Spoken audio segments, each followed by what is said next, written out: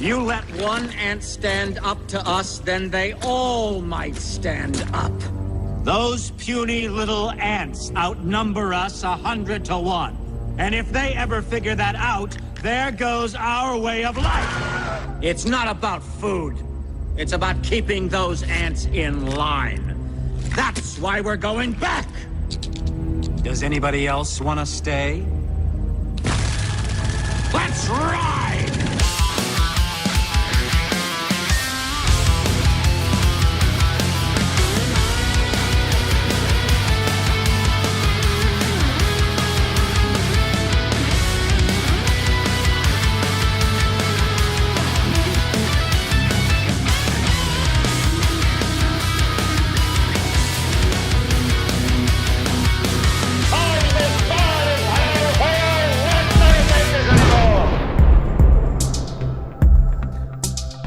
Good evening, everybody. It's good to have you around. Good to have you around for a Tuesday night in October. They have been fantastic nights so far, weather-wise, really good. I'm a little bit tired tonight. Now, I got a good workout in today. That's what tired me out a little bit. But other than that, it was, I went to bed a little bit later last night. I cannot believe... I was watching, and when I got home from the studio last night, I uploaded the shows. I'm doing some stuff around the house, and then sat down to watch a little bit of the World Series. Okay, ninth inning is coming around. Let's see who steals this one. All right, the 10th inning. Okay, the 11th, 12th. Oh, this is going to be an interesting one, right? For the books, 18 innings. I'm sure some of you knew about that. 18 innings between the Dodgers and the Blue Jays. And you know what was worse about this? It's just like as you go on, because I just want to see how it ends. But I want both teams to lose. So it was just weird. I went to bed around the 16th inning, and I put it into my earbuds, and I was listening. I think I woke up. I woke up when they were interviewing Freddie Freeman on the field over there. 18 innings, essentially played a doubleheader. That was nearly 3 o'clock in the morning on the East Coast. But anyway, that's just, I couldn't fight that one. I needed to see it. I need to see what the hell happened. Welcome to the show tonight, though. We've got Christopher Knowles, the Secret Son, is coming back onto the show. And man, I want to talk to him about some stuff that's going on. That we see, especially over here in New York, Mamdani's women. The tip of the spear for crazy freaks like Mamdani, Zohran Mamdani. Is it the end of New York City? Physically? I don't think so. I think that this is just like one lily pad away to touching the stove, maybe. Putting your hand on the stove. Is there a reversion? I don't know. The life cycles of cities and states and countries and civilizations. Who the hell knows how it goes? It is a reflection of some of our biggest problems in this country, though, and liberal white women. They take the cake, man. They take the cake. They pose a particularly dangerous situation. Really do. Not because they're physically imposing or anything like that, but it's a certain kind of non-negotiable crazy. What do you do? And I think the same thing about us. Anyway, that's just one thing I'd like to talk about in a little bit. Later on, I have some paranormal, supernatural questions for Knowles, because it's something that I know that he knows well, and nothing that he lays down as far as cultural commentary is very far away from really, taking into account that kind of influence on our society, and that the occult influence and what's really preying upon us. Here's another little something for you. And then in the second half, don't miss the second half. We're going to be jumping into the food stamp thing together. I got some venting to do. I need to vent with you. Netanyahu orders military to carry out powerful strikes in the Gaza Strip immediately. That's as per Sky News around 1 p.m. And this, ladies and gentlemen, is why you didn't get hourly updates from me on the peace negotiations that were going on in the Middle East. This is why. Because it's only peaceful until whoever's running the show in Israel says, we feel threatened and we're going to drop every explosive, every ordinance that we have is going to, it's going. I'm telling you, the only way to really put an end to some significant stuff out there in the Middle East, if you're the United States, you want to be the peacemaker, stop giving people the bombs. Stop giving people the resources. Stop it. That's all. Cut everybody. I wish I could just cut everybody off. That would be the greatest thing. I would love to. You have no clue. All of the porkies, all the porky pigs out there screaming right now about their SNAP benefits that might be going away on November 1st. Nothing. That's nothing compared to the whaling I want to be responsible for. Nothing compared. You want to talk about cutting off? Woo! Whew. If you guys want to pay for it, that's fine. I just want to keep mine. What does that mean? 25 cents a day? I don't know what the hell it means. I want it all. Anyway, I have a couple of things here for you. Real quick, everybody, nurses, doctors, EMS, please. We want your most chilling, bizarre stories from being on call, on shift, ER stories, on the scene, hospice, whatever it is. Also, I just wanted to say you can leave us voicemails. Speakpipe.com/quite frankly. We want all of you guys in on it. We really do. Moving on to the next thing. Here's what we have. No Kings protests composed mostly of educated white women in their 40s. Educated. We know what that means. Woefully indoctrinated and very confident in their ignorance. And that's really an issue. But there you go. There's the 40s again. And it brings me to something. Mid to late 40s. I want to talk about this here too. There was a guy, Johnny Chafin, on Instagram, was talking about what he's seeing in New York right now. Really well put together thoughts. And he's putting this squarely in the lap of Gen X parents. In particular, not squarely, but in particular. Take a listen to this.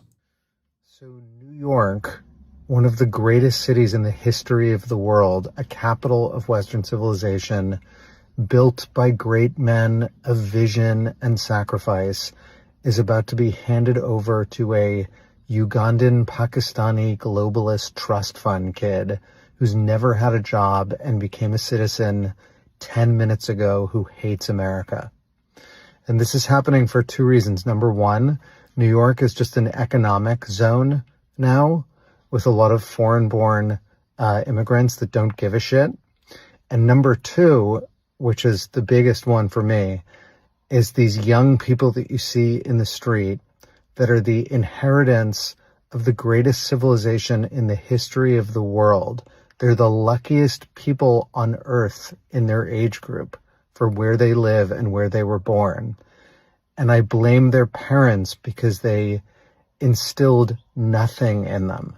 They should be grateful and proud of what they've inherited. And instead, they're fucking Bolsheviks and they're going to burn it all down. So shame on the parents. They're Gen X, horrible parents that have failed to pass on a sacred culture and tradition. It's disgraceful. Okay, I got to say one thing before we bring our guest on who just arrived. Yes, I think that's a wonderful point right there.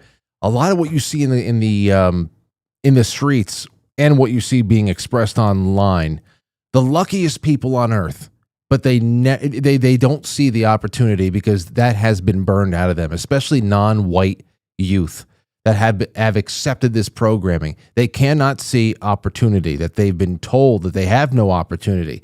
That you hear people use the terms "my people," "your people" language, which is so fucking melodramatic because it's not rooted in anything that's real. They think that they've been cast in Disney's Pocahontas sequel or something like that. I don't know what the hell what we're doing here, but they've been told that they have to go out and destroy what was put in their laps. What amazing gifts have been put in their laps has to be destroyed because of one ancient grievance or another they have no connection to.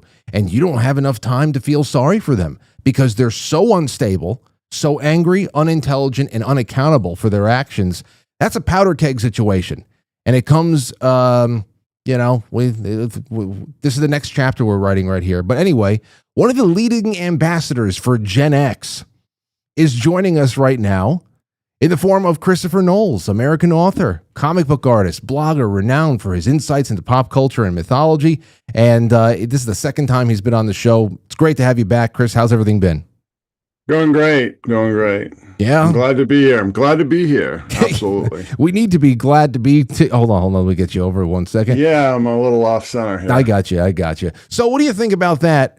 I like that commentary. Brings a Gen X. I said, okay, well then now this is my. No, them's fighting words, brother. Go ahead. Let me hear what you have to say. It's complicated. A lot of younger people, particularly when they come from privilege, just have no context or even a concept of where money comes from and where wealth comes from and how they enjoy all this wonderful comfort and all these wonderful privileges and everything. But at the same time, a lot of young people are just being shut out. I have to say, the devil's greatest trick was convincing young people, to support all this open borders nonsense, because that's what's killing them. They can't get jobs because they're given to foreigners. They can't get apartments, cheap apartments, because they're given to foreigners. They can't get health insurance because, we have too many foreigners that are leeching off the system and driving costs up. That's, to me, like they've had that sense of self taken away from them. By the open borders crowd, by globalists and so on. But at the same time, it's very hard to expect people to be enthusiastic about capitalism if they've been, shut out of capital. If they're not allowed to accrue any capital because of taxes, because of the cost of rents and so on, and low wages. All the things that we're talking about were all deliberately designed by the open borders globalists.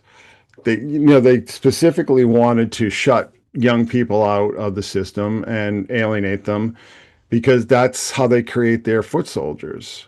And that's exactly what's happened. And this is nothing new. This goes back a long time, at least 150 years. Probably goes back to the French Revolution, I'm sure. So they understand what they're doing when they lock people, particularly young people out, when they lock them out of good jobs, when they lock them out of affordable rents, when they make everything, car insurance, everything, so expensive that young people just can't afford it. So I have to admit that in a lot of ways, I do understand a lot of people's anger in that sense. I'm a Gen X and I have 3 kids, and all of them are, tremendously successful and hardworking. So don't blame me. I wasn't. But and I'm with you on there too. If it wasn't for all of the time I put into freeing myself from the way that these very complex, schemes have been rolled out against us, I look at my situation and say, how much more do I really have to be doing to be feeling comfortable? And you think about how everybody, by and large, I understand inflation's a part of it, is doing much better than their grandparents would have done. But there's so much more being, bled from us. And I had this one thing sent in to me last night. It's a comment from the comment sections of last night's episode on YouTube. And Ashley said this. I said, I'm going to keep this for Christopher tomorrow. She said, Frank, let's see here. I have a question. I had a personal experience that I've been talking to many of my kids' friends about, and others in their 20s, asking them the question. I discovered a few had absolutely no vision for their future. They often look like a deer in headlights. So I started asking young people the same question. I found that a frightening number of them lack any sort of lucid, conscious idea of how they envision their lives over the course of time. their professions, having family, many other major accomplishments and goals as well. You may want to ask the audience if they have found this to be widely prevalent. I think this is a huge concern that nobody seems to have noticed or talked about. It seems to fit right in with tonight's subject matter. Thank you. Now, so I know that this is anecdotal, Chris, but I wonder, it's not uncommon for somebody in their teens into their early 20s to kind of be aloof and rudderless. But do you think that their rudderlessness is actually a much bigger part of the culture now than it ever has been? Yeah, and a lot of it is because the infantilization that I've talked about, the fact that the culture has gone out of its way to infantilize young people, young adults, let me just say, with the Marvel movies and the Disney adults and just all this entertainment that really is meant for children, was always meant for children, was created for children. And then selling it to adults and creating a lifestyle for adults. So, I mean, that is part of it. Video games, I'm going to get in trouble, but I think video games are a terrible waste of time. And I think that they are crippling young men, particularly. There's a lot of problems with dopamine and norepinephrine and all these types of brain chemicals that are affected by this constant hyperstimulation with video games. I mean, video games, I got to say, are a real big problem, but also the phones and also social media and just all these kind of weird corners that people get sort of dragged into as far as, weird subcults on Telegram or Discord, Mm-hmm. And I mean, families love to just sit their kids in front of the television or the video game or now the iPad. And that keeps kids occupied, and out of their hair. But what are they occupying themselves with? Where are they going? Who are they talking to? What kind of trouble are they getting into? It's a huge, multi-varied, wide-ranging, systemic issue that isn't going to be solved easily. It's going to be very difficult to reclaim some sense of opportunity for young people, but also a sense of responsibility. I mean, I was 20. When I was 20, I had a full-time job and I had a baby on the way. My wife was pregnant, and most of my friends, weren't starting as early as I did, but that's a whole other story. But even then, I mean, people said, "Oh, I'm going to have my little Rumspringer, and I'm going to do, whatever kind of things I'm going to do." And then, in my later 20s, I'm going to settle down and get a good job and get married. I mean, that's everybody I knew.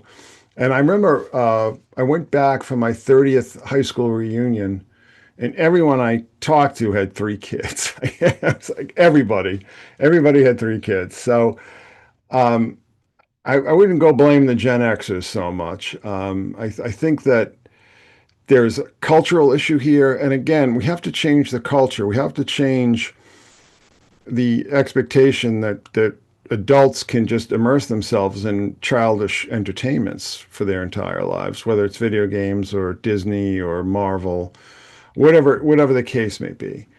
You have to, at some point, you have to grow up and put your big boy pants on and maybe consume a few adult entertainments. And I don't mean that in the common sense, but you have to read grown-up stories. You have to watch grown-up films. You have to do grown-up things. And because of the ageism that is so endemic in our culture, nobody wants to take that leap, because nobody wants to stop having fun or stop being cool. And millennial culture, which is rapidly receding, it has to be said, but that was the whole thing where you just stay 20 until you're 40, which is fine, I guess, but that's not how real life gets taken care of, when I was in high school, I knew people who were like freshmen or sophomores who knew what they wanted to do when they got out of school and were already well on their way to doing it. They're already getting started. They're already doing working at jobs or whatever, or volunteering or taking classes. I mean, that was not unusual for people who knew what they wanted to do Like, and were there's starting on it. there's a lot of people. There's a lot of people who analyze. You want to talk about subsets and all that stuff. There's a lot of groups of people who love just analyzing high school class photos from the 1980s, because you look at these guys who are supposed to be 18, 17 years old, and they look like you're 40. They already look like they're 43-year-old plumber down the street. Like, it almost looks like people were prepackaged and already ready for the trade. They were, I don't know. It is strange. You could say, well, fashion had a lot to do with it. It's like, no. We're talking bone structure. We're talking, it almost looks like we are a different species. It's almost like that. Yeah. Dude, yeah. It almost looks like the transition, how like Lloyd Pye or somebody would say that, Neanderthal and Homo sapien were, it didn't just like one went away and one showed up. It was like there's a little bit of a blend before that, during that transition. It's nuts. Take something and run with this here too, because you're talking about ageism. I believe personally that is expressed. You can't find a better place where that's expressed with all these liberal white women that are leading the marches. It doesn't matter if they're 40 acting 20 or if they are 67 acting 20.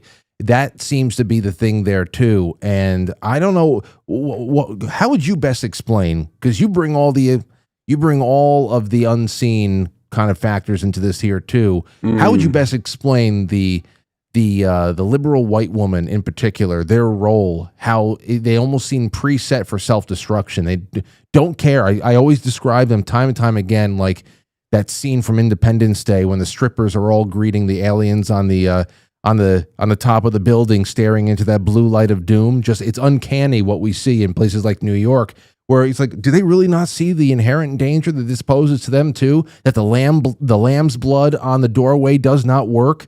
Like, what? I don't get it. You got to talk to me about this one. It's incredibly complicated, but a lot of it has to do with the fact that we used to have a role for women, many roles. And I'm not talking like back in like the 1900s or whatever. I'm talking fairly post-war era, I mean, not, back in, people start talking about like the Handmaid's Tale or something. I mean, that's not what I'm talking about. But, women used to have roles as mothers, as teachers. One thing I've always said is that, I've never been in a church that wasn't actually run by the women, that the women were doing all the real work in making the operation work smoothly, let's just say. And because we've become so visually oriented and because you are so visible now, I mean, it's hard to hide, you can't get away with putting like an old picture in your avatar anymore. I mean, because now everything's about video. And a lot of women, when they get older, start to get very insecure and very unhappy with the aging process, And it used to be when the aging process kicked in, I mean, they could do other things. There were other roles for them to fill in our society. They, it didn't just have to be competing with 20-year-olds. And I think that has a lot to do with it. But also, you're talking about these like old boomers that you're seeing show up at these like No Kings type of events. A lot of it is boredom, and a lot of it is like they want to feel young again. They remember what it was like. Even though I doubt the majority of them were actually marching back then, they remember what it felt like. They remember the excitement. They remember the feeling, that revolutionary zeal that they associate with youth. And because their youth is gone, I mean, that's all they have to cling to. So I see a lot of what you're saying is, again, a lot of it is a deliberate social engineering program to change our society. The only problem is that I don't think the people who are these almost like zombie kind of agendas, because the people who instigate them and fund them are very often very old and very out of touch and just have no idea how the world works anymore and have no idea that it's not, 1962 anymore. And their plans, where they've been tried, have all failed. They've all been proven to be wanting, let's just say. But it's hard to let go. It's hard to let go of those fantasies. It's like, well, I'll just have to try a little harder. I'll just have to double and triple down on my failure. It's all coming to an end, though, Frank. It's within the next, I would say, 3 to 5 years. All of it will be gone. All of it. What, I mean, like what? All of it? Like what you mean?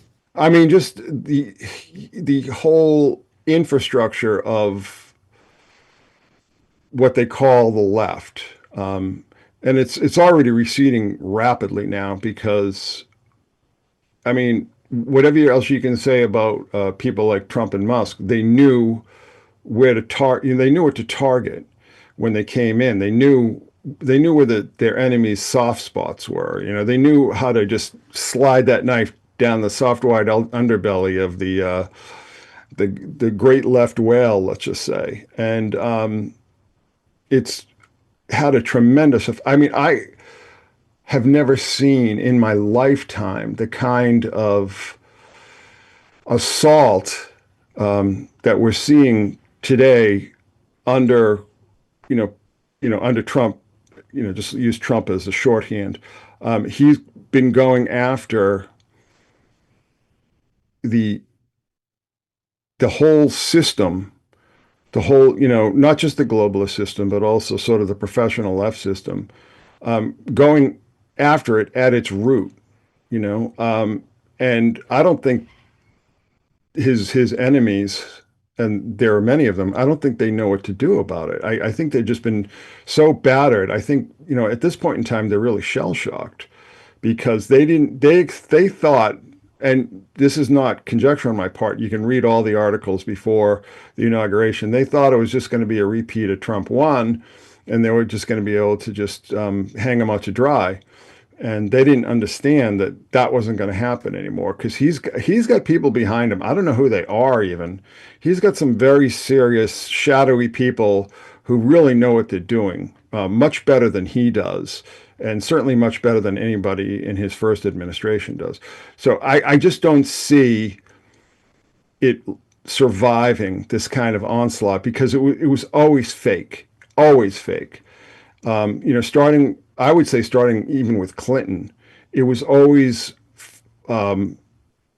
fraud, hoax, fake, you name it. It was never real, particularly under Obama. I mean, everything that Obama pulled off was just held together with spit and toilet paper. I mean, it was just all so flimsy because the people who put all these programs and ideas and agendas into shape stopped caring about idealism or the revolution or politics. They were just in it to suck as much money as they could out of the treasury before the jig was up. Oh yeah. Yeah. And they, here's the thing. I mean, you look at these people, and I know you wanted to talk about Mamdani, but to me, like it's very interesting because Mamdani is a fraud. He's a total fraud. He's a fake in every possible way you can imagine. There's nothing genuine about him. If he tries to enact all these policies that he's talking about, he's going to get his ass handed to him almost immediately. I really predict that if he wins, he's going to take a hard turn towards the mainstream because I don't think that guy has any revolutionary ambitions. I think that's all a hoax. I think it's all marketing. It's all just a way to get attention. I think he's just another rich kid who just wants some power for himself. and he understands who he is and what he represents and who his constituents might be. You know, he understands that he has to tailor a certain image and a certain message to them. But I guarantee you that if he gets in, which is looking likely, I mean, he's not going to do any of these things, because he doesn't care about them, because none of them care about it. You know, Obama, Cory Booker, Nancy Pelosi, I mean, up and down the line, all these people care about is enriching themselves, period. And, I mean, I'm not going to let the Republicans off the hook, because, they've just been a complete and total fraud themselves for the past 30 years as well. So I don't think that it's going to work out the way his supporters dream it will. But at the same time, I don't even think they think that. I think it's just they just want to say a big F you to the system. And the system is represented and personified by Andrew Cuomo, who is a creature of the system if ever there was one. I mean, he's been in politics his entire adult life. His father was the governor for a long time. He's just a placeholder, and I don't think Mamdani, when he entered the race, I thought he probably felt like he was just going to get some publicity for himself. I didn't think he really realized that he could win, that the antipathy towards Cuomo was so intense that they would just vote for anybody. And Mamdani is the literal definition of just anybody. He's just anybody. He's just there, it could have been anyone, but it's him. In watching this whole thing develop, it really hit him as a figure is never really, I was never impressed by that whole thing or whatever. The bigger takeaway from what's kind of bubbling in New York right now has just been observing how it plays with people. It's one of those instances where you just hold the mirror up again and you get to see how people react and what the mindset of people are. These individual characters, that has not taken really center stage for me in trying to understand Mamdani and his plans. And I think that if he tries to really be anything as crazy as is published on his website, he's going to have so many problems just with the NYPD alone. It's going to make things hard for him. So that whole thing, I'm right there with you. And on a larger angle, because I don't care about really talking about Mamdani, it was more so about the cultural analysis of the people who are flocking to causes like that and throwing their weight behind it and why they're doing it. And of course, how effective that is in the long run. When we go from that micro look to a more of a macro, like you were saying before, with 3 to 5 years and Donald Trump and the Rust votes and USAID and where's all the money that is coming in through several buffer shell companies and onto the streets? Where's that all coming from, and how is it going to dry up? I mean, I look at that and there's something you can say just about the way that people are responding to this government shutdown. The fact that this is the first time since I've been aware of politics in the United States that I have ever seen a government shutdown that has really that has hurt Democrats. Because there's always it didn't matter who the hell was the stick in the mud or the spoke in the stick in the spokes. It was always one of those things where Democrats, they're that evil party. Then you have the stupid bumbling party of the Republicans, and they are always the ones that are willing to take it on the chin. But now you see, it's like we're like 20 days in, and in less than a week, all the food stamps are going away. And Republicans are, even though they're worth dick as far as being a good party with ideas and all that other shit, they're going up in the polls in ways that never seen that before. So you want to talk about effectiveness just dying away and people just kind of understanding that this game is just, it's tired and it's not serving anybody, especially since all the nice distractions we used to have, everything we used to be able to retreat to has been tainted. And all the money we used to make, the overtime has gone away. Everything, it's just, I don't know. Yeah, I'm with you on that. It's just, it's not playing wide scale and on a micro level too. No, we're in well into the fourth turning now. We are into this 80-year cycle that Strauss and Howe have talked about, that you have a major reset of like the culture, the economy, politics, social arrangements, up and down the line, and we're well into that. And I really believe that most of the Democratic leaders understand that the old tricks aren't working anymore, but I don't think they care, because they're still doing all their insider trading on stocks. They are all literally, every single person in Congress, everyone, but particularly the Democrats, are just in it to enrich themselves. And this is always what happens when movements, when social crusades run out of gas, when they run out of a reason to exist, quite frankly, it always just becomes a scam. It always just becomes about, suck up as much money as you can and get out while the going's good. And this is what I'm saying. Now, the interesting thing about Trump now is that whoever is running the show, who's ever running the agenda, I mean, I don't really believe that it's Trump, wants to basically get the Democrats to spend all their midterm money. And this is why we're seeing all these executive orders that always end up in court. Well, when you end up in court, that costs a lot of money, particularly when you go into appeals courts or even the Supreme Court. It's incredibly expensive. Those lawyers, I mean, some of them will work pro bono, but after a while, it's just like the most committed radical lawyer is like, well, I can't pay my bills if I'm going to be doing pro bono work, because these executive orders always trigger these challenges in court. Well, I have no doubt in my mind that that's the point of them. I don't think that Trump or whoever he's working with is like, oh, well, I'm just going to write these executive orders and this will become the law of the land. I don't think they think that at all. I think this will get the Democrats really upset. They'll challenge it in court and they'll spend X amount of dollars. And they already have a situation where the big donors don't want to give them any more money. I mean, we've been seeing plenty of articles about that. So whatever money is left is going to get sucked up. It's going to be very interesting to see how things play out next year.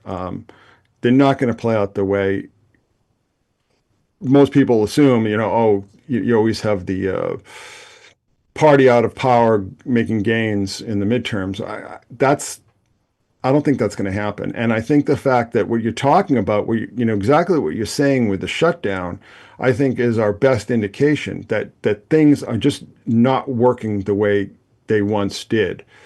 And the thing is that when you shatter the social compact, when you shatter it and then you piss on it and grind it into the dirt, that you're taking away a lot of your power. And I'm talking about Democrats and globalists and so on.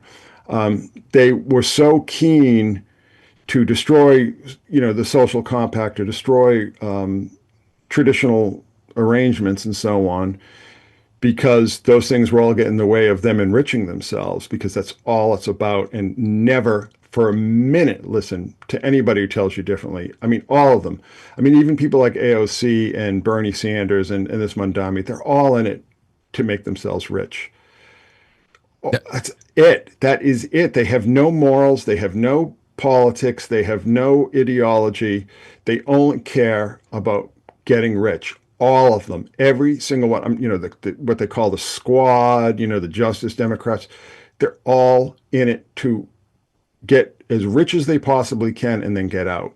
And people understand that now. You can't hide that anymore. You can't pretend that these people are all, saints. Maybe they're a little misunderstood and maybe, their motives are a little wonky from time to time. No, everybody realizes that they're all they're all just crooks. And everyone realizes that all the things that you're talking about as far as the politics, it's all spite, Frank. It's all just purely out of spite. I don't think anybody has any beliefs anymore. I think it's all nihilistic. I think they're all completely spiteful, and they know that ultimately that they're not going to win, but they just want to try to cause as much damage as they possibly can before the game runs out. And that's what I think is the motivation behind a lot of people voting for Mamdani.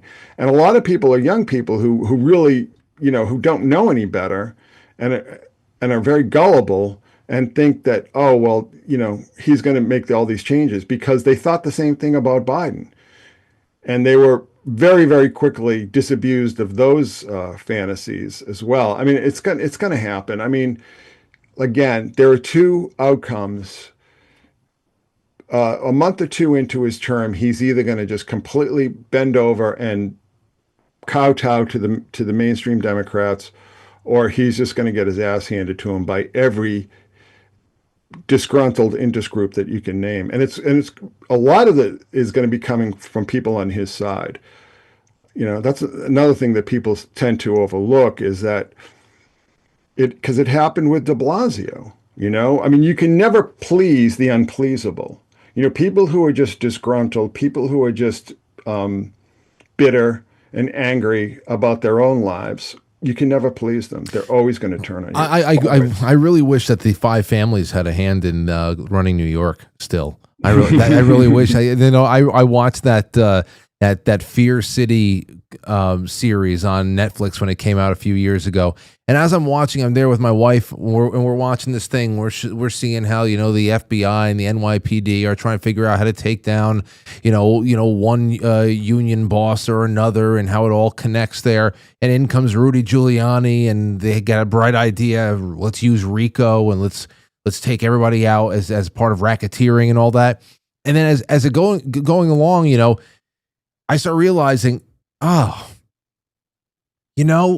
it was better when there were two mobs, and there was almost like it's like they got rid of the La Cosa Nostra, and instead it's just the government, and that's worse because it's like they make up all the rules, and there's just no balance to it all. And I think about the same thing here too. I don't know. There's so much out. I think that what you're saying is correct about New York City in particular.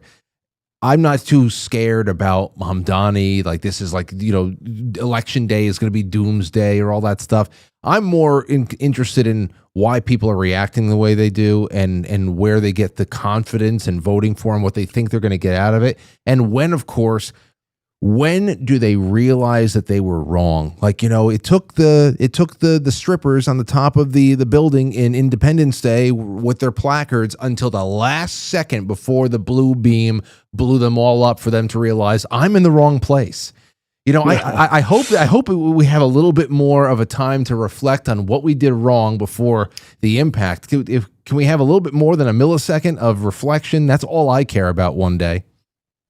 Well, I mean, look what happened with Biden. I mean, I was amazed by all these sort of like Antifa kind of people that actually thought that Joe Biden, of all people, was going to get into office and then just start giving, everybody the keys to the candy store, that they were going to, there was this whole idea that, guaranteed universal income was going to happen. That would be one of the first things that Biden did was do the basic universal income and all other kinds of ridiculous pipe dreams because these people aren't educated. I mean, if they had any sense of history, if they had any sense of who Joe Biden was and what he's represented his entire career, they would have never thought that. Basically, none of them admitted that they were wrong. They just sort of just skulked off and found something else to complain about. But, we have a shattered culture. We have a shattered society. We have a shattered economic system. And all the things that people my age and maybe your age grew up expecting have been taken away from them. And it's very, very hard. I mean, it's very, very hard for people who, young people who are very hardworking. And like I said, a lot of it is, they can't get starter jobs because all the starter jobs are given to people from other countries. And they can't get, starter apartments or even starter homes because those things are all given to people from other countries. People would just be shocked at like how many government programs over the past, well, certainly over the past 4 years with Biden, were just set up to give foreigners a helping hand in getting jobs and getting apartments and getting phones, getting insurance, all these kind of things that were all being taken away from kids who were born here, from our own native kids, our own children. Everything was taken away from them by these globalist Democrats and given to people from other countries. And it's just shocking to me how brazen it all was. And the problem is, people don't like to admit that they were lied to and that they were fooled, Frank. Nobody likes to admit that they were fooled. So when people double down, when they realize that they've been deceived, it's because of their ego. It's because of their pride. It's like, that hurts, Oh, I did something. I went along with somebody's stupid idea that actually hurt me economically, that hurt me in my career, that hurt me even in my health, maybe. You can't expect people who don't have much else, they don't really have a foothold in society, to admit that they were deceived or they are being deceived. They are being deceived by all these other groups that, are still in existence, like Antifa and Black Lives Matter and all these things. They don't want to admit, they can't bring themselves to admit because it's too painful, because then they're really left with nothing. I mean, they have nothing as it goes now. I mean, they have, no capital, they have no property, they have no career, they have no relationships, they have no prospects. And then you're going to ask them to give up their illusions? Forget it, because the illusions are the last things, left in the piggy bank, In admitting and saying I was wrong, it's so much harder in this instance. Like, for example, when we talk about certain medical modalities that were run out, when you take a drug, for example, you were coerced into taking, that's a lot harder. That's hard right there too, to say, okay, I was wrong because of how irreversible something like that is, putting something in that can't be taken out.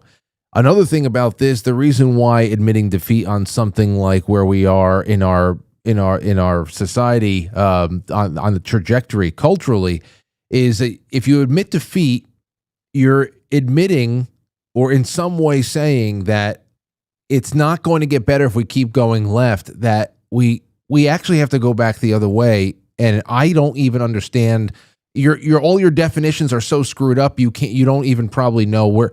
What do you mean? If I go to the right of Karl Marx, I'm a Nazi. I can't go over there. So where's the solution? Because the farther we go over here, like when people realize that capitalism is not actually something that we have, and that and that what like I still get friends of mine who drop phrases like they know who I am and what I do because we've been friends for a long time, and they still try to drop AOC like phrases like late stage capitalism. And I said, listen, can I ask you a question? What does late stage capitalism mean to you? I mean, what does stage 4 free markets look like? Can you tell me what stage 4 free markets look like to the point where you die from freedom? Like I need to understand, like, because nobody even understands what the hell capitalism is. It's like, we don't have it now. I mean, we don't have anything like it. I mean, we have state socialism, really, or corporate socialism. Yeah. Where the rich and powerful and the connected get all the goodies and everyone else fights over the scraps. But unfortunately, that's usually how most socialist and communist states tend to evolve, where the people within the party, people within the infrastructure get all the benefits, and everyone else has to lie and cheat and steal and screw each other over to get anything. I mean, that's incredibly well documented, even by people who are sympathetic. So I think that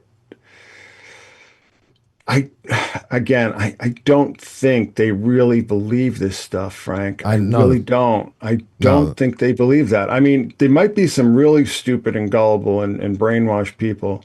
I think a lot of people will parrot a lot of these catchphrases and a lot of this language because they're afraid not to. Well, that's the reason why MSNBC and everybody covers the No Kings rallies from a helicopter view. Because once you get down and interview people, I mean, you've seen what's going on there. Nobody really understands. They don't know what they're there for. Yeah, and call it boredom or whatever. Lack of a social life. Yeah, it's they don't know. There's no real articulate reason for being. Anyway, well, I here's the thing though. This is something I've been thinking about, because I got a new computer last night. Went to the mall, to the Apple store, to pick up my computer. And the mall was dead. I mean, there was nobody there. And this mall is doing well compared to other malls around here in this area. You're familiar with that. Is more successful because a lot of them, like at least half the stores are shuttered, just empty, just gone. And I mean, a lot of that is because of e-commerce, granted. But everything that you and I were used to when we were younger has just been pissed away for no good reason. Has just been tossed away, tossed in the trash, because a lot of people get bored and they just want to do things differently. Okay, well, what happens when you do things differently and your different way doesn't work out for anyone? Well, then you double down and call people names who disagree with you and on all the rest of it. And we know about this. So this is why I'm saying it's like, this isn't even like 2020 anymore. We are in another world, and a lot of people just aren't falling for it anymore. And I think the fact that we finally have, some open discussion on social media that isn't all being controlled and curated by weirdos and freaks, that's opening it up. I mean, to be quite frank, I'm, no pun intended, I'm very uncomfortable with a lot of the language that I see on X and Twitter and such. But then you start to realize, oh, well, that language is coming from all these sock puppet accounts from foreign intelligence services and everything, there's so much manipulation going on. And I've been just spending a lot less time on social media in general. But people just don't believe it anymore, because at this point in time, we've seen everything that's been tried and has failed. And if you still believe it, if you still believe that these things, if you still believe that Mamdani is going to be able to just come in and just completely install a Marxist, Leninist state, you're out of your mind.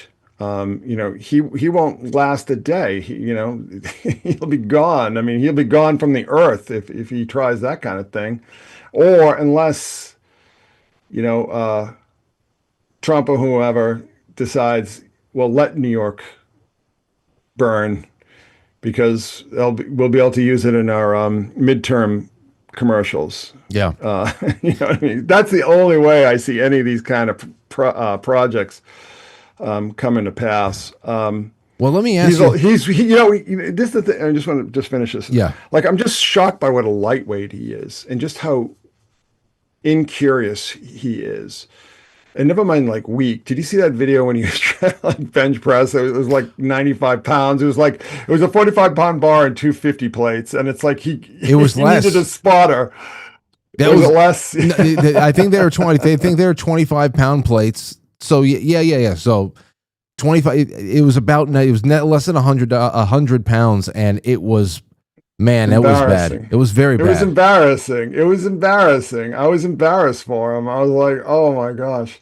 That's what I'm saying. The character has never been very compelling to me. It's always just been what are people's reasoning for gathering around and being drawn to this story and they're having their support recruited for this particular thing? That's always been most There's interesting. nothing else, though. There's nothing else for them to get excited about at all. I mean, what are they getting excited about? Like down in Jersey, we got Mickey Sherrill, who's just like a total clone, Hillary clone, off Hillary Xerox off the assembly line. And they get the same thing down in Virginia. I mean, there's nothing to get excited about it because it's always business as usual.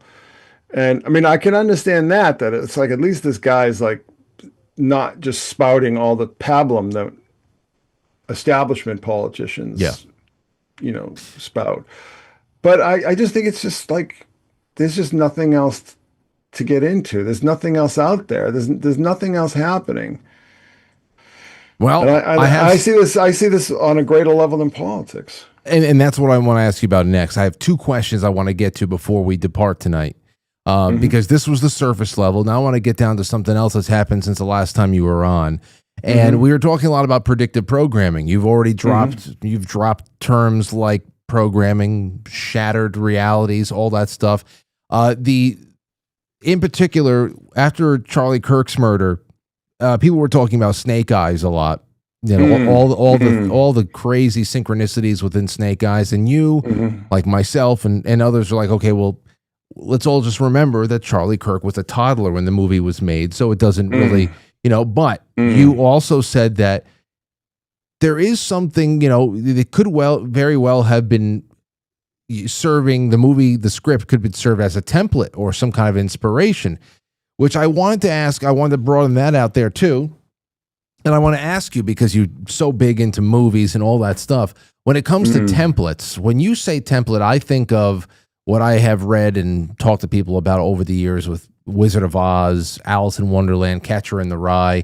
I wonder, can you tell us what you believe makes these stories good templates for mind control programs?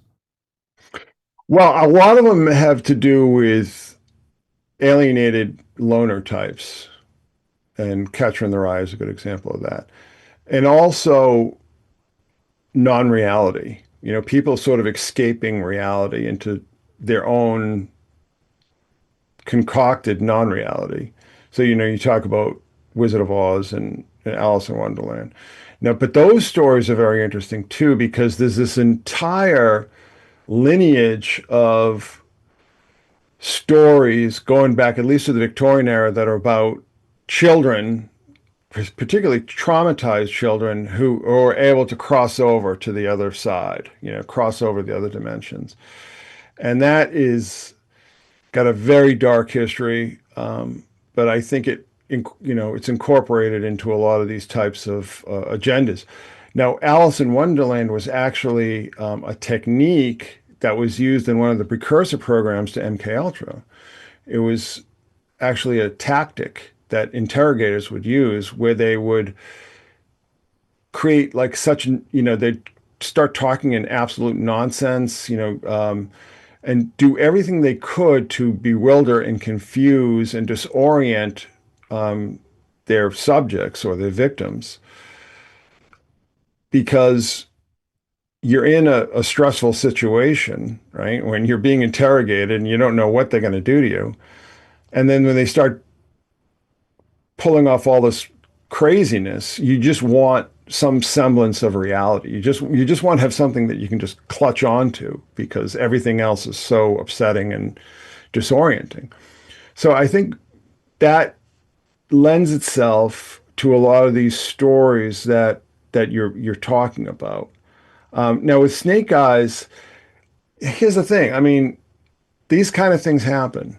They're not always part of some sort of overarching agenda, but it could be, like you mentioned before, that this could be a model, that's, maybe whoever was involved in this or whoever was carrying this out saw that movie and, just wanted to do some of the things that they saw on screen. Now, what's the example that I would bring up for this? Well, the example I'd bring up for this is when John Hinckley shot Ronald Reagan in 1981.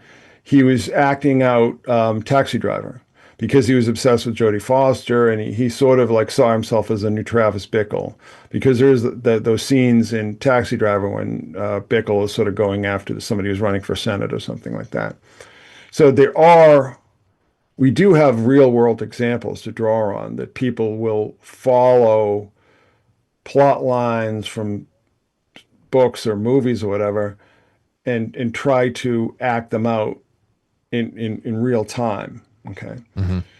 So with the whole Charlie Kirk thing, it's like I never really knew too much about him.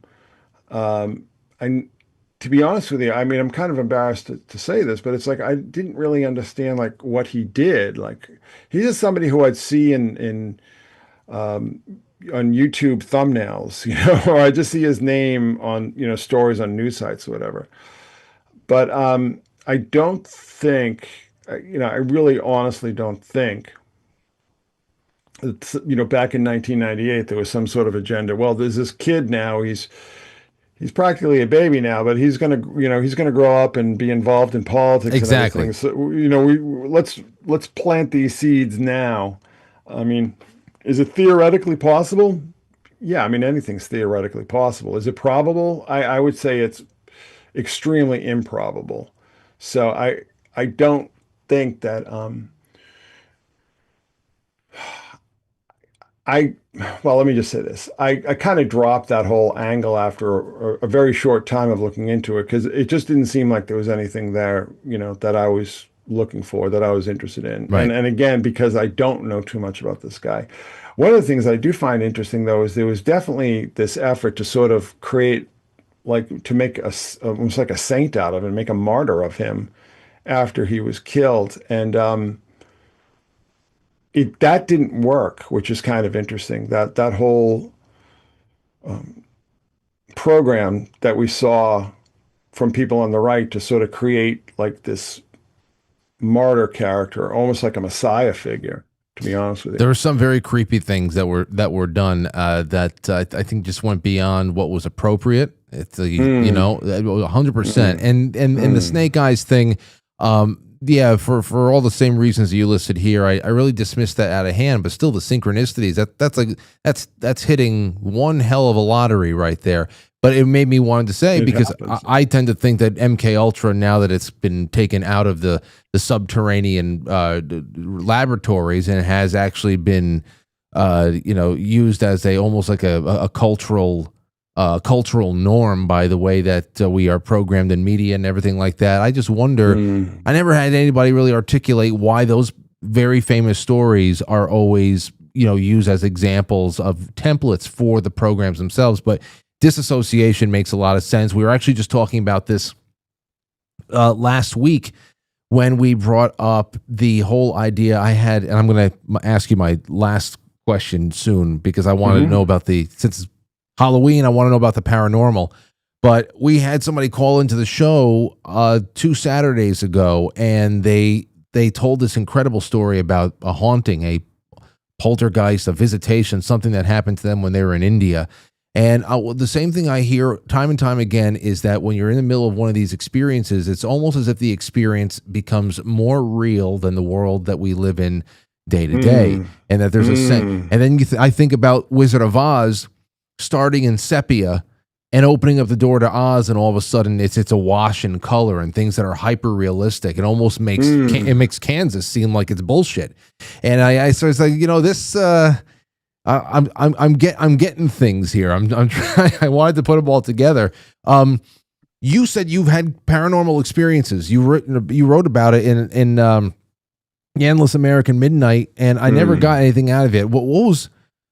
Can you tell us when you confirmed the reality of the supernatural, if in your life, when you said, "Okay, this is real"? I had a sensory experience here. Well, when I was a kid, my parents divorced when I was very young, and my father remarried, and they got a house that was haunted, and they actually brought in a medium to exercise it, I guess you would say, which, if you know my dad, if you know like the way he is, it's extremely unlikely behavior on his part. I mean, it's like not something that he would be given to in any shape or form. I mean, I never had personal experience at that house.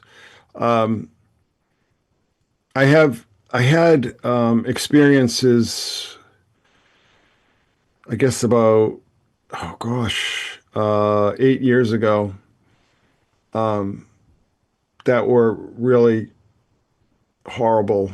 And Another haunting? yeah, it's a sensitive issue Okay. to be honest with you, but it was horrible, and I hope to never experience anything like that again in my life. And like you were saying, you enter into this. I don't know if it's because of adrenaline or whatever, but you sort of enter into the state that is more. You feel more. Everything just seems like crystalline. Everything just seems like it's almost like encased in mylar or something. Everything is just hyper real when you have these experiences. And again, I hope to never experience that particular episode or anything like it again. But I don't have any questions about it, though. I mean, I guess maybe in that sense, I mean, I've had a number of paranormal experiences over the years. So I don't question the reality of the paranormal, but it's also not something that I seek out, and it's also something that I don't think anybody should seek out. No. I really believe that the paranormal is a side effect, or it's an after effect of death and tragedy. And it always seems like genuine paranormal events always seem to accompany tragedy and trauma. And I'm not exactly sure why, but there is a body of literature about that. There are people who have written books about that. So I just don't pursue it. Don't go after it. Stay at a safe distance from UFOs and ghosts. I mean, all these things are real. I just have to say that they're all in my belief system. They're all real, but they all seem to arise in extraordinarily unpleasant circumstances. So, and I do think that if you chase after them, I don't know if you ever saw the movie, the Mothman Prophecies, but Yes. there's a line and it's like, you notice them and they notice that you notice them. And my whole deal is like, pray they never notice you. So don't go looking for it, don't go looking for it because you don't want to find it. I know that sounds a bit, maybe a bit severe and maybe a bit of a wet blanket, but No, it's not. It's not because it's not something that I go after. I'm interested in reading what people come across, and again, like I said before, in recent episodes, these are the experiences that that really have forged my reversion back to my faith and everything else. It really comes down to two things with me. When it comes to demonic possession stories, and when we talk about things that that go far beyond what is possible, levitation, for example, things like that, demonic possession stories, and also relics, the seemingly the impossible state of some relics, and what they tell us about the world here and beyond, and at that point, knowing that all that stuff has not only a counterbalance but a creator, and I think that's just a wonderful affirmation, even if it's done, even if you're able to affirm that that reality about the way things are created through horror. It's okay. At that point, it gives you so many more positive things to think about. Obviously, I don't want any of these things tailing me, but before we leave, I want to show you this. This is something I saw, and this is one thing I have experienced myself. Okay? In 2010, researchers asked volunteers to sit alone in a dimly lit room and simply look into the mirror nonstop for 10 minutes. At first, it felt strange and then disturbing. Within minutes, their faces began to morph. People reported seeing shadows, faces of relatives, even monsters. It wasn't magic. It was the brain revealing what's hidden inside of you. The experiment proved something haunting. When the mind is forced into stillness, it starts showing you the parts of yourself that you simply usually ignore. I got to say, I don't know what you feel about this or know about this, Chris, but I was not challenged to do this a few years ago. I just stood quietly in the mirror after I brushed my teeth, and I just stared at myself. And very quickly, I started losing the familiarity of my own face. And after about a couple of minutes, I had to turn away because I was looking at a space creature. Like what the fuck? When you start realizing, oh yeah, no, that's just a human being, and that's me. But then you realize that a human being, when you strip away all the familiarity that we have of going to the mall and seeing thousands of these creatures walking around with their bags, when you strip away that familiarity and just look at us for the animals that we are, we're fucking scary. And I don't know if you had an experience like this of what you believe this reveals. I'd like to hear your thoughts before we go. Well, mirrors have been used in magic since they were invented. The spiritualists were really big on mirrors. They'd build these rooms full of mirrors. There is a lot of lore on it. It's not something that I've really worked with myself at all, but it's out there and you can find it. That story is very interesting to me. I mean, I wasn't familiar with that phenomenon, but it doesn't surprise me. It really doesn't. And just looking at those images just kind of gave me like a little bit of a chill, it kind of gave me a little bit of goosebumps, just so again, though, it's like this stuff is all real and it's all out there. I just recommend you keep a safe distance from it. I really do. And I'm building, I'm standing on the shoulders of giants in this regard. I mean, I remember John Keel, who wrote the Mothman Prophecies, but who wrote a lot about the paranormal and Forteanism and all the rest of it. He just, towards the end of his life, he was just telling everybody, just stay away. Like, don't go looking for UFOs. Don't go looking for ghosts. Just stay away from all this stuff. Something really spooked him. Something really got under his skin. Something really frightened him, that changed his entire worldview.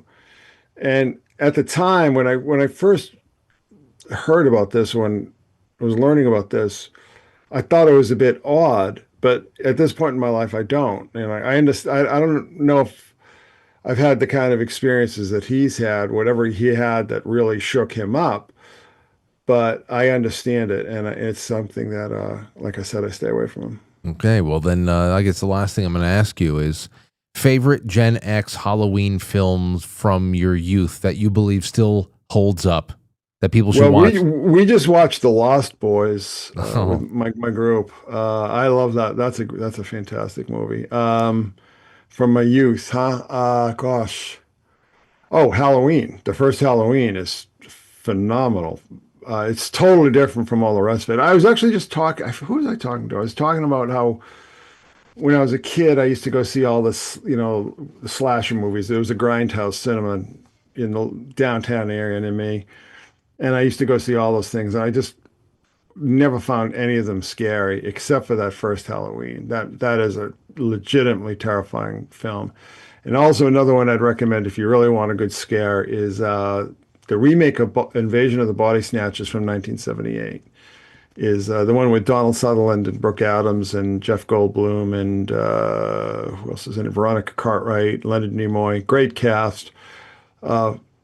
Scary. I remember I saw that when it came out. This is how old I am.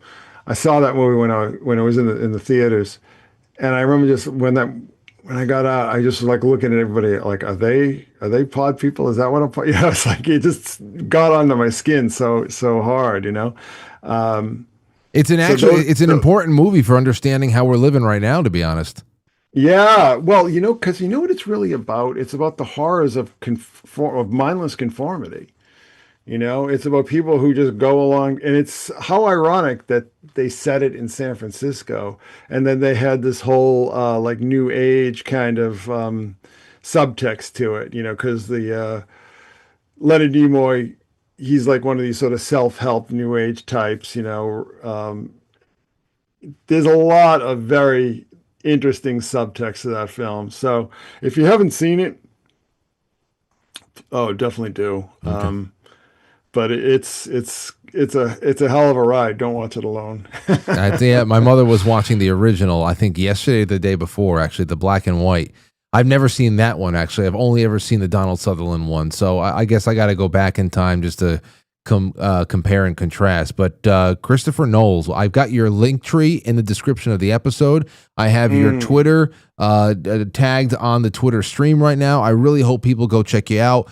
Buy all of his books.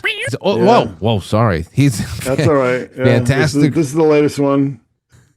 Big book.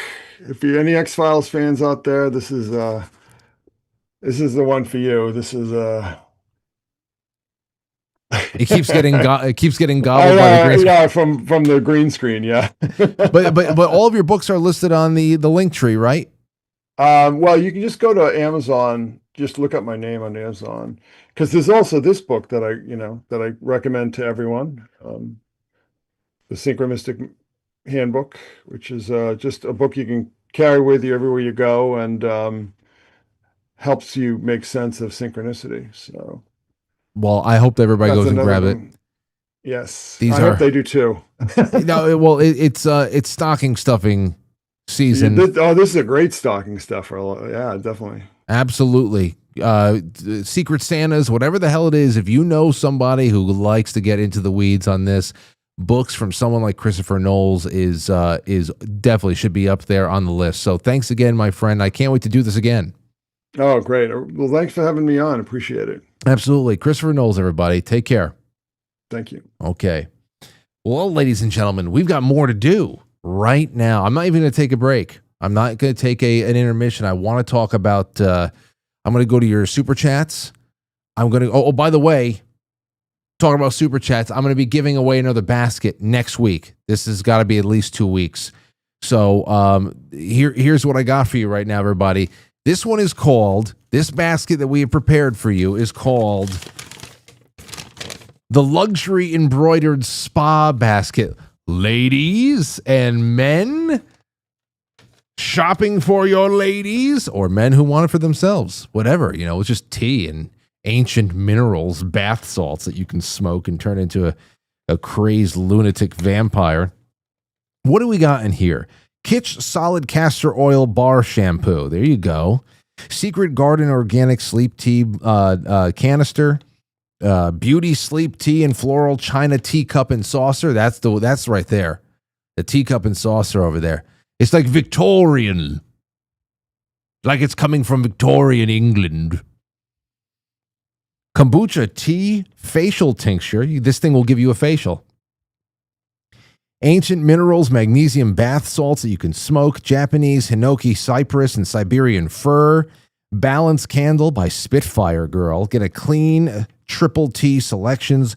Cozy Spa microfiber hair turbans, like the turbans, like the guy who tried to steal Quite Frankly, down in the desert. Ancient Greek mineral spa kit includes Dead Sea mineral mud mask, turmeric clay mask, natural oil moisturizer, cream moisturizer, face and body, intensive repair. Holy shit! Green tea, clay, and not only that, I put some Keto Brainz in there, a Keto Brainz mug. I'm going to put a Quite Frankly Flip City magazine in there, and I'm going to put in a dick laser. Now, listen, I got in touch with this. I got in touch with this company. I saw on Instagram. I bought one myself, and I was using it at the cabin. It's a laser pointer, but you can there's five dicks. You just project it onto somebody, and it's hilarious. And they sent me a couple. I'm throwing it in here, but I got you 20% off. Okay. They didn't have any cash to spend for the holidays. I said, okay, listen, well, can I just have a couple of dick lasers to give away and maybe make a promo code for everybody at home? They said, sure, 20% off. So now it's almost like 20 years ago when we were, I was in New York when we weren't making any money, but we were, trading airtime for like, weird sex toys that we can, I don't know, suction cup to the ceiling and have fall at any given time. We were just bored, rudderless 20-year-old people, not knowing what we wanted to do with our lives, to be honest. But here, I'm going to put in the chat room. It is very, very funny, my friends. Finally, be funny. Get your dick laser right now. I'm going to put it in the chat. And if you are part of Secret Santas or grab bags or whatever the hell it is, that right there is going to that link is going to get you 20% off. And I just hope you do whatever you do, take a picture of where you've projected it. And that will be my payment. I just want to see you guys having fun with this, giving it as a gift to people you know. It's only with the 20% off, it's going to be like $20. That's why I bought it. I actually sighed. I let out a sigh when I saw the laser pointer because I said, well, I can't not get it. You got me. I need this damn thing. And everybody up at the cabin really appreciated it. All the guys appreciated it. The girls just kind of shook their heads. And the rest of the guys, were the guys. That's it. No lemon faces allowed. This is going to be a big seller with all of our military buddies out there. All of our friends in the audience in the military are going to love this one. I know that. I know that for sure. So go ahead, have a ball. And all of your super chats are going to be collected for this basket. We'll give it away at the end of next week. There's just so much in there. Well, after I add everything to it, it's going to be worth about $250. So throw something in. Okay, you ready? Let's get to our super chats and then away we go. Jay Britz, thank you. Jeannie Yankee, thank you, Jeannie.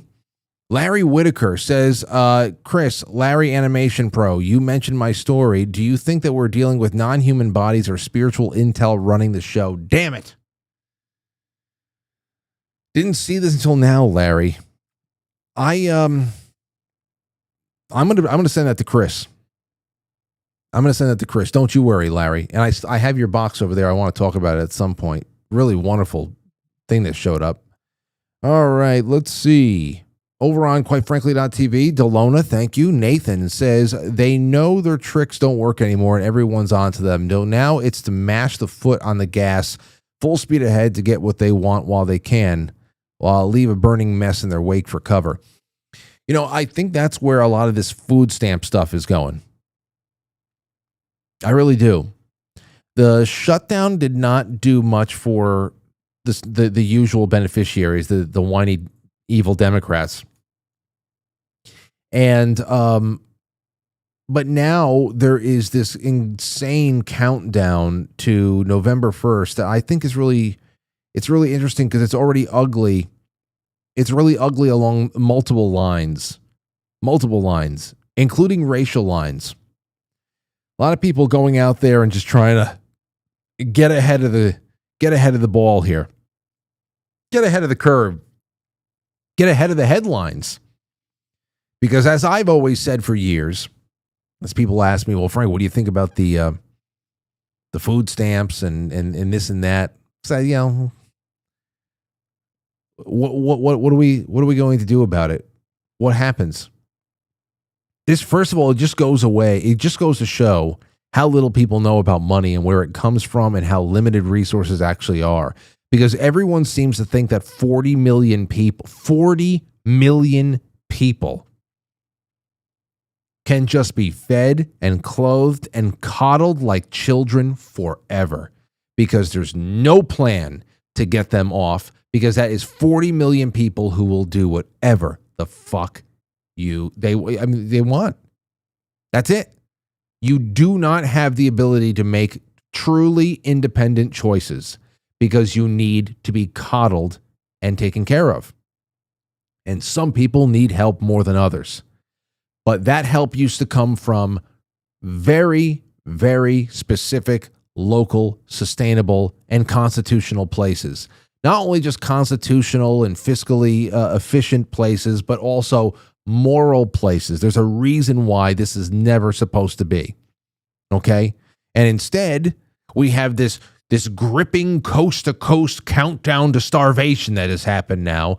It's just gripping everybody. November 1st, EBT and the food stamps are going away. All of it illegal. And I know nobody wants to hear about that because we're so this deep into the story, 40 million people who can't feed themselves to one degree or another. But this is why. This is why it was given. Something that should have never been given, that had no authority was created to give it. Because at the root of it is this morally reprehensible and politically corrupting element that is welfare.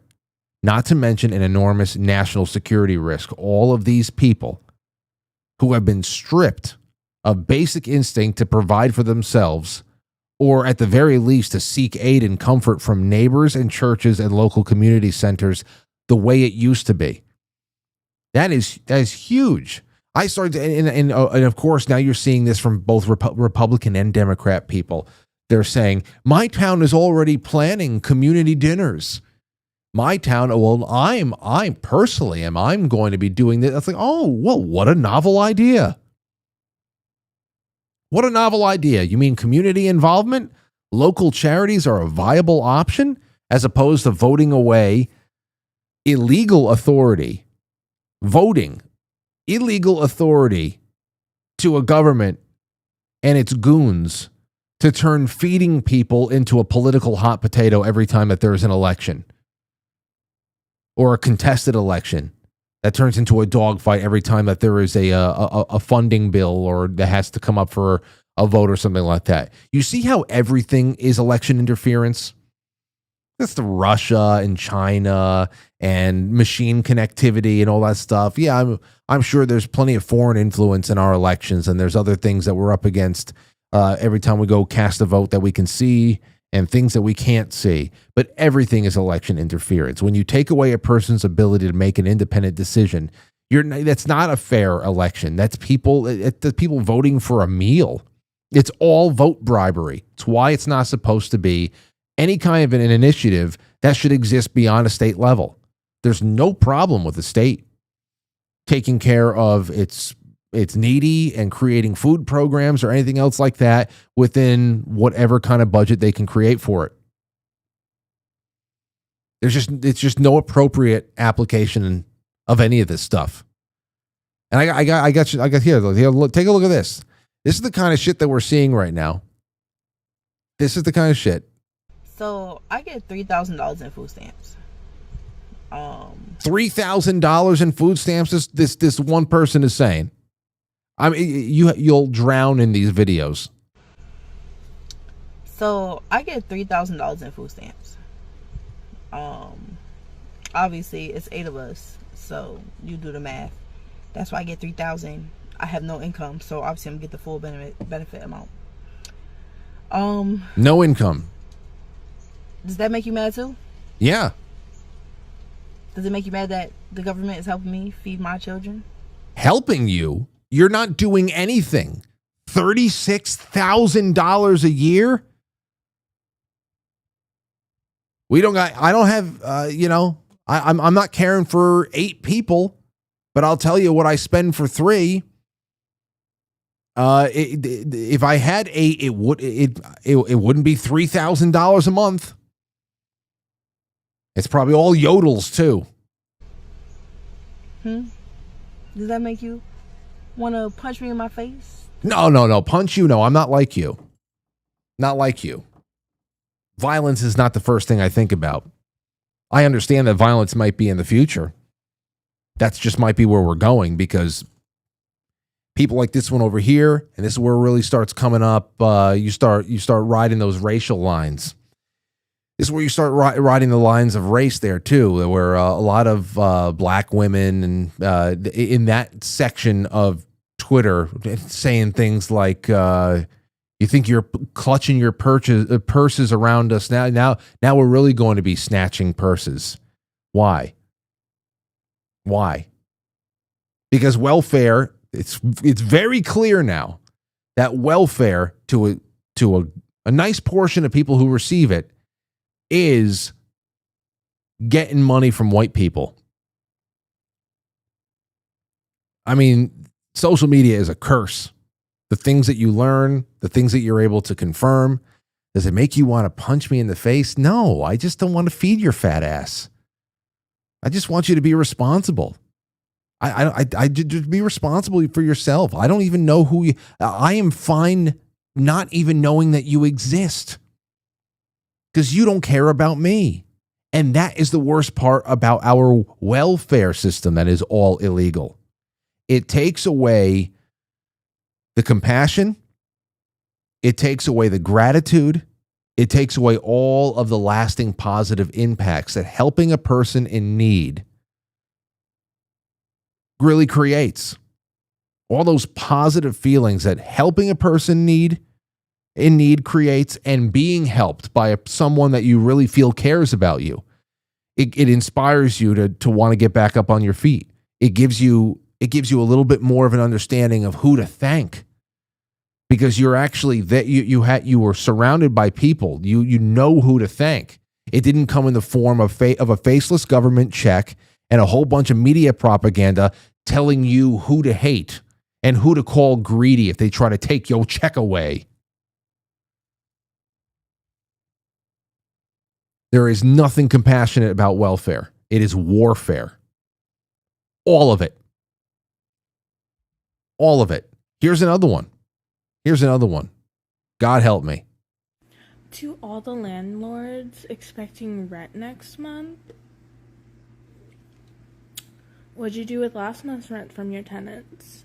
Oh, you fucking useless cunt. Did you spend it on yourself and your family, or did you put it back into your property? Did you keep the lights on, you fucking worm? What is this? First of all, what is the rhythm here of this video that you have created? You fucking snowman. Built like a snowman, this one. Unbelievable.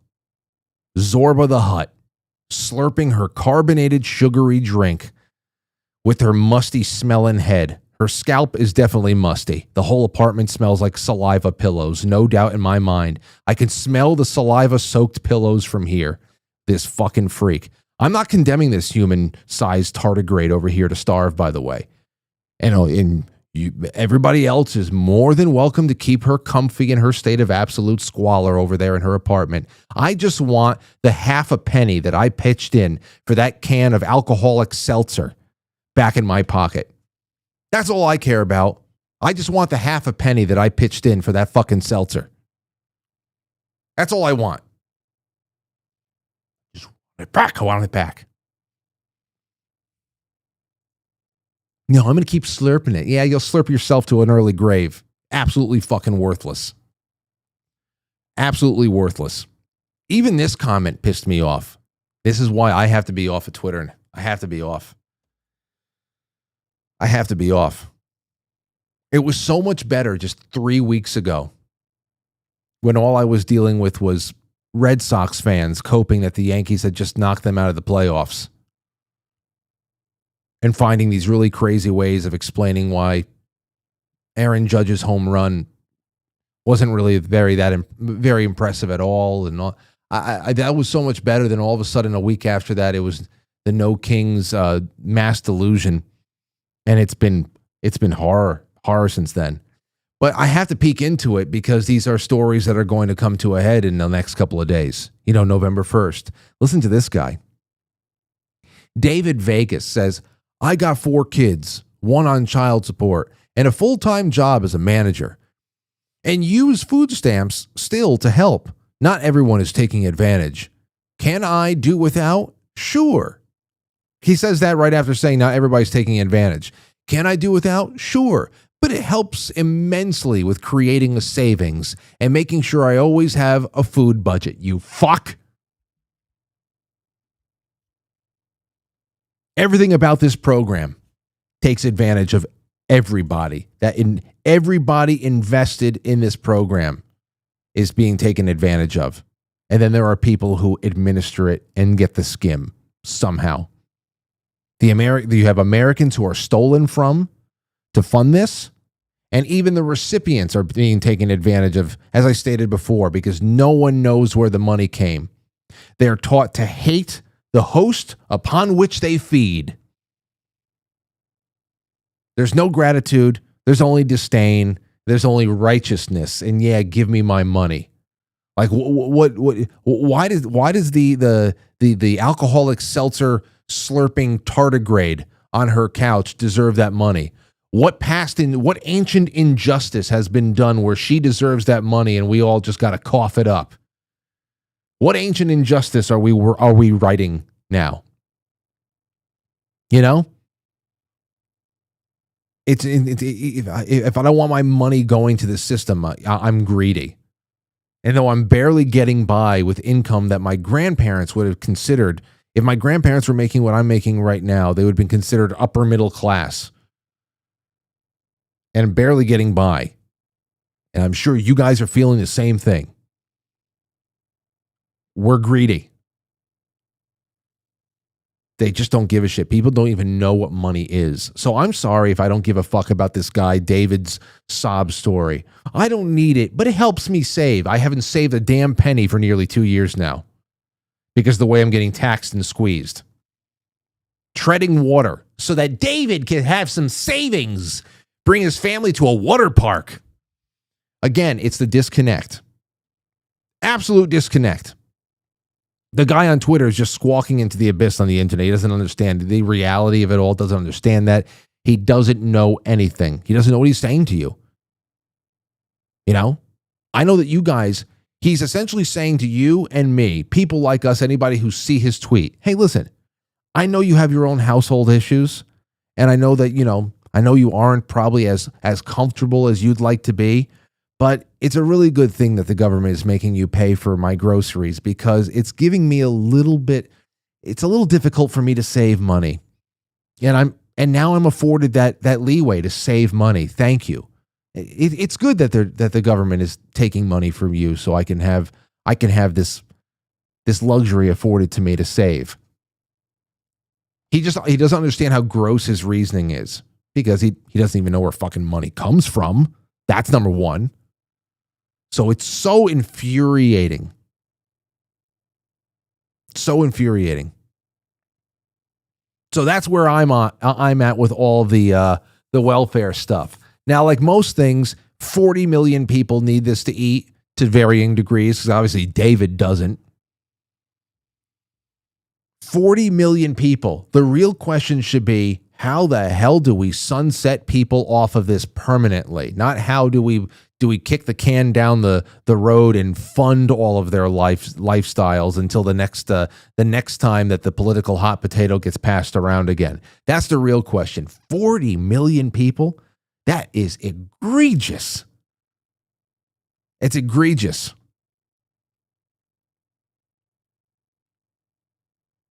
Not a leg to stand on.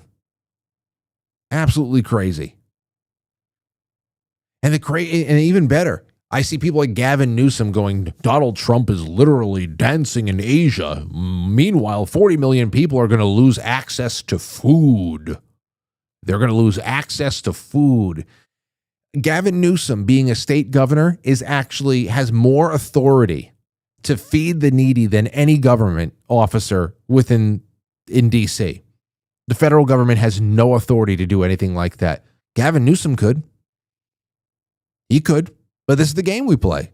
Everyone just takes turns with their respective do-gooder acts, and nothing else really happens. Nothing happens in that respect, and it's sickening. It's really sickening. I don't know, man. I just don't. I don't know. How does it go away? It needs to. It just needs to. All right. Well, I have a couple other things I want to show you here. Let me see. Where the hell is it? Where the hell is it? Oh yeah, this is from the city. This is from the city. First of all, here's a little bit of AOC. This is in New York City. You want to talk about how ugly this is going to get? Oh God. But we must remember, in a time such as this, we are not the crazy ones, New York City. Yes. Yes, you are. I love she's got the Sikhs behind her. Oh my gosh, what a nightmare! This just the imagery is so nightmarish. Feel like I'm having a fever dream. We are not the outlandish ones, New York City. You're absolutely crazy. Absolutely crazy.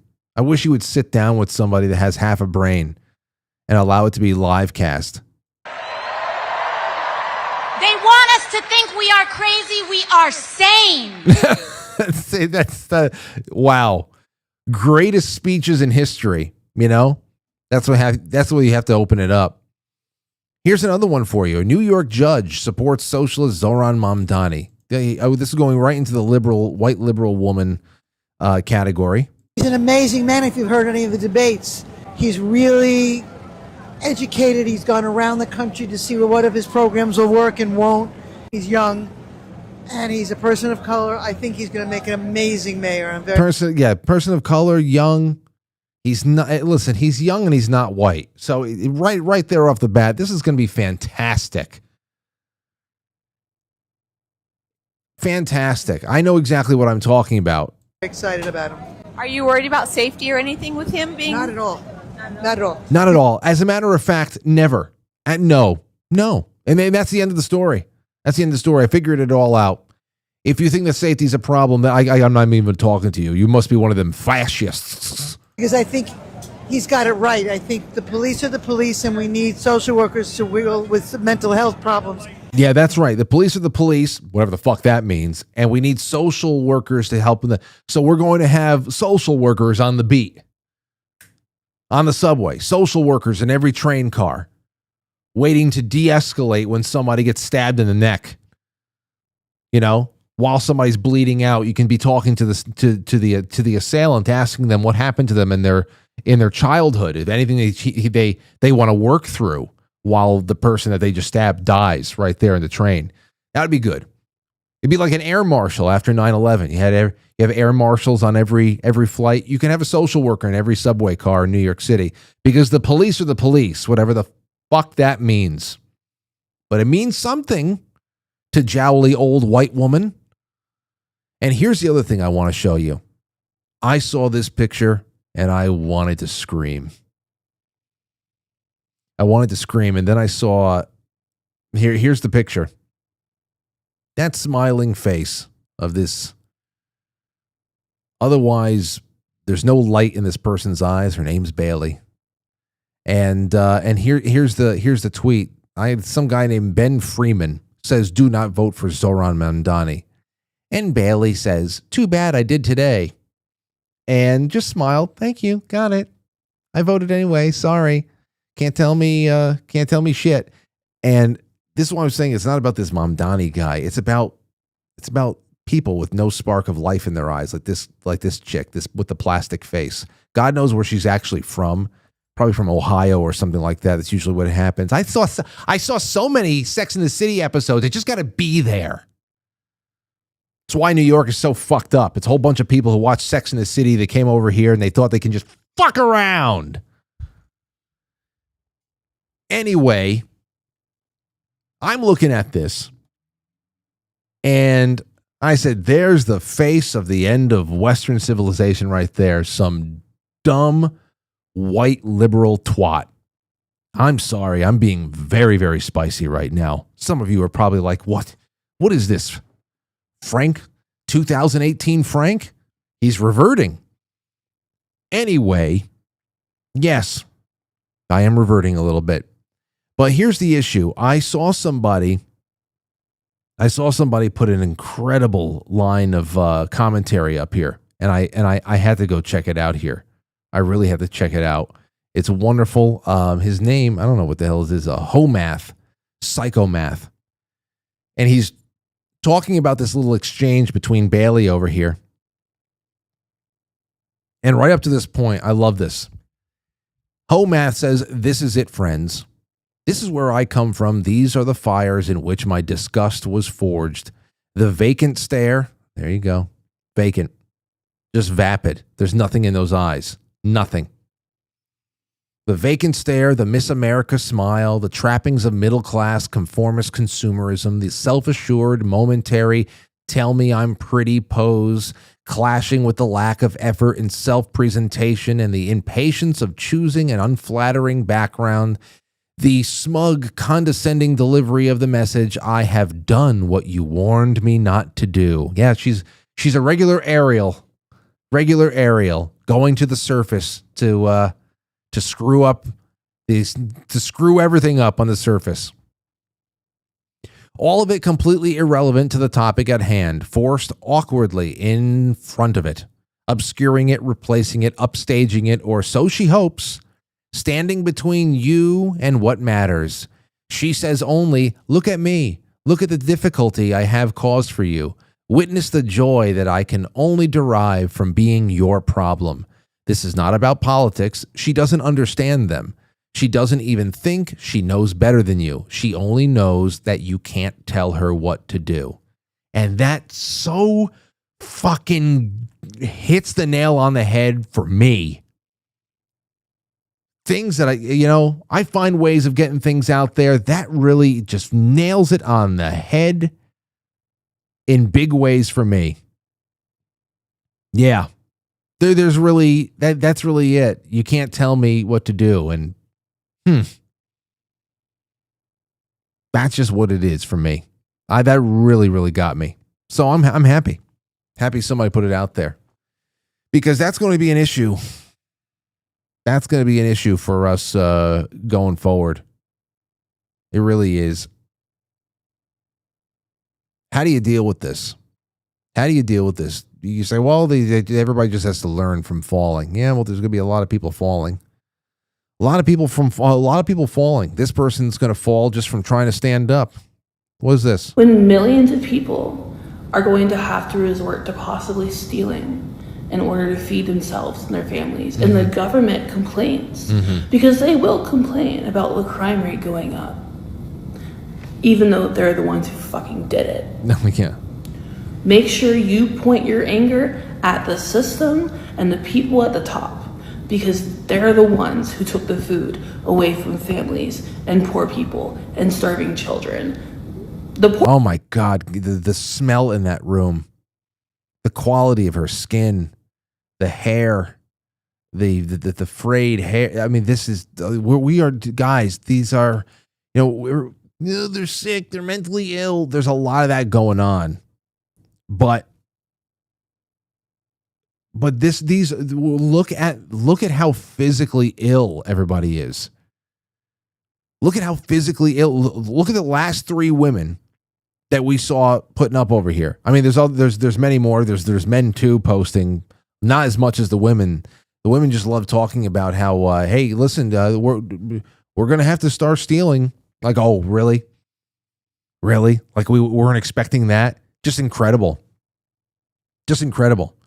That's one of those things that I brought up a lot years ago. I said, whenever we looked at one civil rights cause or another that was driving everybody into the streets to go and protest or whatever, I said, pay attention here. What people are doing. They are breaking the front window of restaurants, forcing their way into closed restaurants, and making a mess out of the place just to be able to steal a cash register with $100 in there. Because at the end of the day, you zero at the cash register, you put $100 in there, and you start the next day fresh. All the damage that was done, they didn't break into the restaurants to steal pizza dough. They walked right past the bacon and the lettuce. Because all their bellies are filled, stuffed full of dollar menu cheeseburgers and everything else. Nobody is going hungry. As you can see, everybody that is voicing their opinion the loudest are absolute fucking fat, morbidly obese. I know, listen, it's you carry a little bit extra weight on you. You got some love handles. You're working, whatever the hell else. You got a thyroid issue. We're talking morbidly obese people who are dependent, who can't get, like, what, like, these are the poor. That's man, oh man, nothing that hasn't been noticed before. But anyway, we've seen more than enough behavior out there in public over the last 5 years alone. And I said, people aren't even hungry yet. People aren't even hungry yet.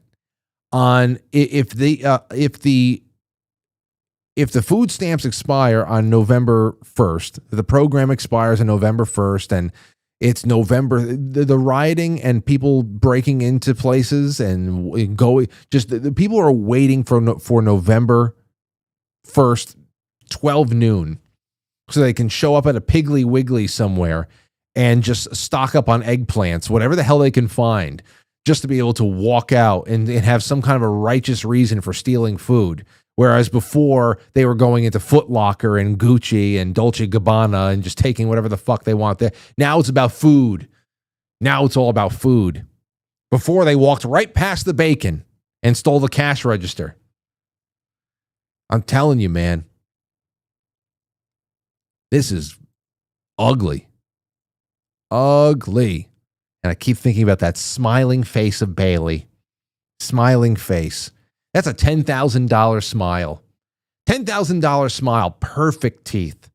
$10,000 at least, $10,000 to $15,000. The spacers, the braces, the polish, the retainers, the head, the head mount, whatever the hell it is. Anything for Bailey. That's my Bailey. Fucking doesn't know a damn thing. Never will. That's all I care about. All I care about. At this point, I'll take anything. And what I'll take right now is just somebody to feel accountable long enough to be able to put it all together before it all just flashes away in some kind of a Terminator 2 nuclear exchange. I don't know what the hell it is. I just want that to be processed fast enough. Good God. Cancer Cowboy says, the roadkill is lining the roads here in my area, so things aren't bad yet. Well, thank you, Cowboy. Joe Martinez, it's good to have you out there, my friend. And Jay Britz, thank you too. Let's see. Anything we got over on Rumble? We got one Rumble rant from Jay Semo. Says, couldn't agree more with you about the food stamps BS. Great show. Thank you. Everybody just wants to do, what the mainstream wants everybody to do is have some kind of a Democrat versus Republican. Everybody, expressing all of their care and love and compassion for the people who are on the dole and how we're going to make this work for them and all that shit. And again, out of 40 million people, I'm sure that there are some really great people who need help. And I hope that they get it somehow. But the help that they are getting, those who really are in need, they should be getting from their state. They should be getting from their community, their counties, the local communities. That's how it was set up, and it was changed on us so that this is the way that we live. And this, again, another one of those life and death countdowns. Countdown to starvation now. These are the little countdowns in between election days that mean everything. It's all or nothing elections every 2 to 4 years. All or nothing. It's the end of the world.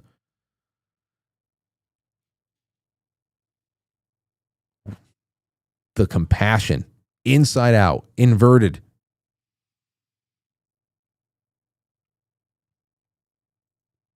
To hell with that. Anyway, Corey J says, count me in on that basket and the D laser, please. You got it. Did Frank say dick laser? Yes.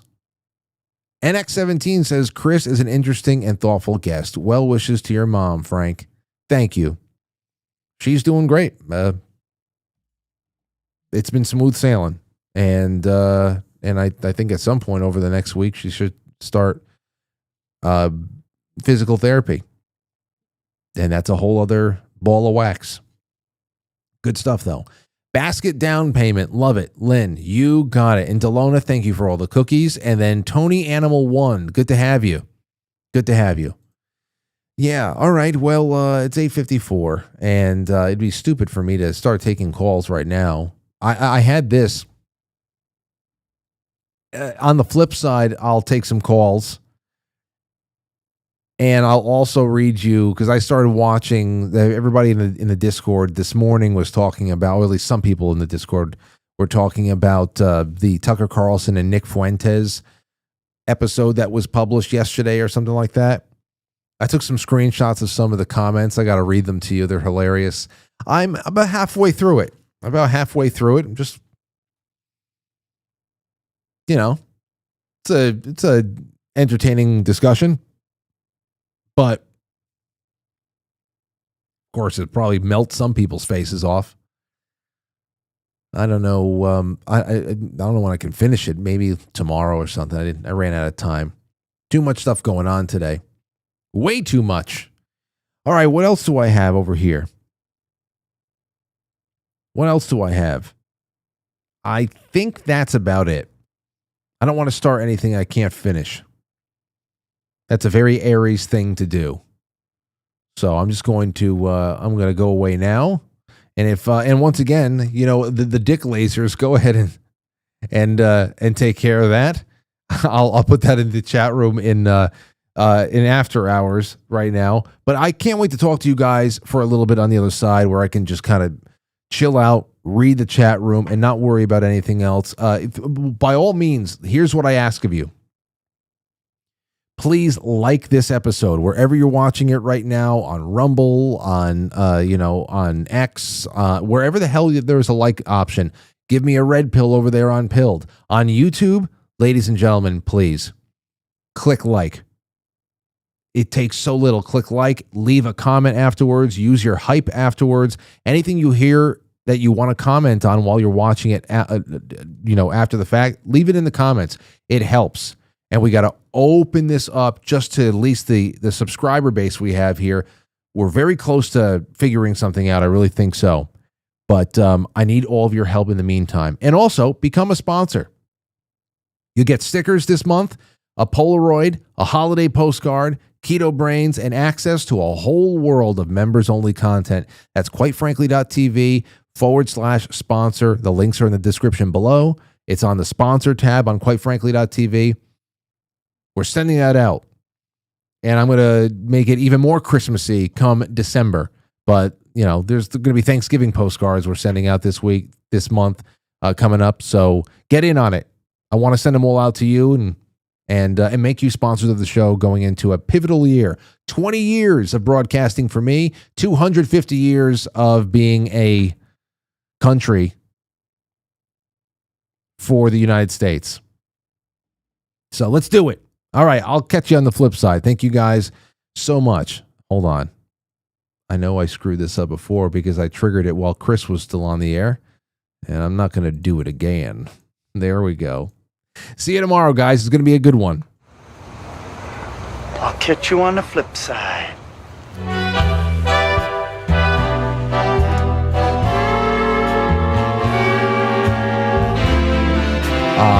Quite Frankly, brought to you by all of you at home. Thank you so much. I am dropping the link for the flip side in the chat room right now. Come join us on the flip side. That's right. And tomorrow we do it all over again. Thank you, guys.